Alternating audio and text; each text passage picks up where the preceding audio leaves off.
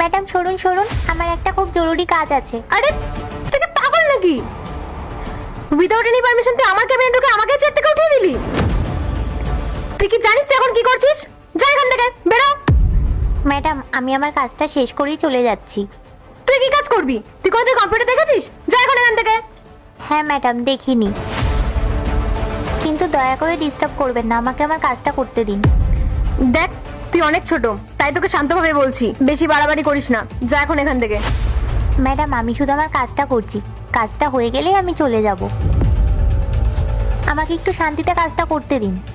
তুই কম্পিউটার নিয়ে যা শুরু করেছিস, তুই জানিস এই কম্পিউটারের দাম কত? কোনো ক্ষতি হলে তোর বাবা সাবধানে এই কম্পিউটারটা ঠিক করার। তুই কি সেটা বুঝতে পারছিস?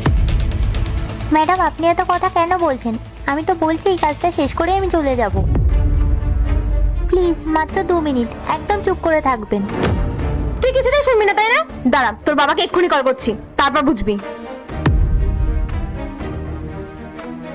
ঠিক আছে, আপনি যাকে খুশি ডাকেন, তাতে আমার কোনো যায় আসে না। হ্যালো গোপাল, হ্যাঁ তুমি এক্ষুনি আমার কেবিনে আসো। হ্যাঁ ম্যাম, আসছি। ম্যাম, আপনি আমায় ডেকেছিলেন? গোপাল দেখো তোমার মেয়েকে, ওর মধ্যে সামান্য ম্যানার্সটুকুও নেই। ও আমার কেবিনে ঢুকে আমাকেই আমার চেয়ার থেকে সরিয়ে দিয়েছে। আর দেখো আমার কম্পিউটার নিয়ে কি সব করার চেষ্টা করছে। ঋতিকা, তুই এটা কি করছিস? আমি তোকে পড়ার টেবিলে পড়তে দিয়ে এসেছিলাম, তা না করে তুই এখানে এসে সব কি করছিস? চল আমার সাথে। বাবা প্লিজ আমাকে মাত্র 2 মিনিট সময় দাও। আমি একটা খুব জরুরি কাজ করছি, এটা শেষ হলে আমি এখান থেকে চলে যাব। কথা দিচ্ছি তোমাকে আমি। ঋতিকা, আমি তোকে উঠতে বললাম না? একদম জেদ করবি না, চল এখান থেকে। বাবা আমাকে একটু সময় দাও না, আমি তো বলছি কাজটা শেষ করে আমি চলে যাব। তাহলে বারবার কেন বিরক্ত করছো? একটু চুপ করবে প্লিজ?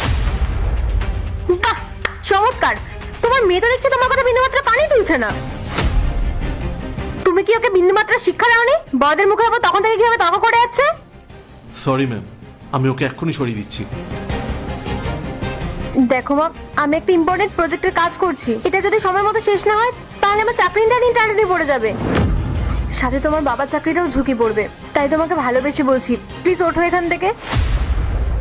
ঋতিকা, শুনতে পারলি না ম্যাম কি বললেন? আমি কিন্তু আর একবারও বলবো না, ওঠ বলছি। বাবা তোমরা কি একটু চুপ করবে? আমি তো বারবার বলছি আমাকে একটু সময় দাও। আমি তো তোমাদের শুধু চাকরি বাঁচানোর জন্যই কাজটা করছি, কিন্তু তোমরা কিছুতেই বুঝতে চাইছো না। পার্ট 2 দেখতে সাবস্ক্রাইব করো ভেলকু 78M।